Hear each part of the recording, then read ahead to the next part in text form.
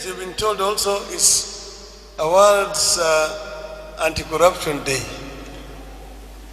And what an occasion to celebrate, to remember this in a church. Anti-corruption. You say corruption is a major issue in our country. But corruption is also in the Bible. There's several other places where it is mentioned.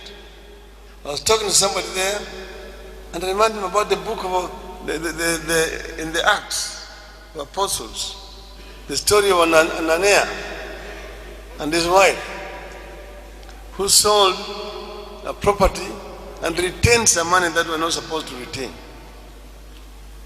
because they had been tempted by the devil. That was an act of corruption.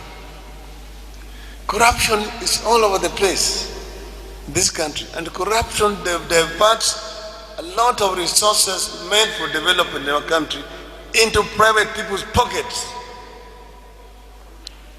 And that's the reason why the government is not able to provide certain services, because the money which is supposed to be going for development is eaten by people who don't deserve to do so.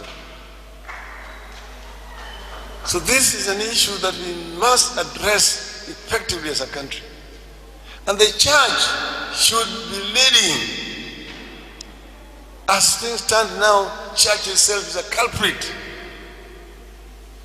Some churches are being used for purposes of laundering money which have been ill-gotten through corruption.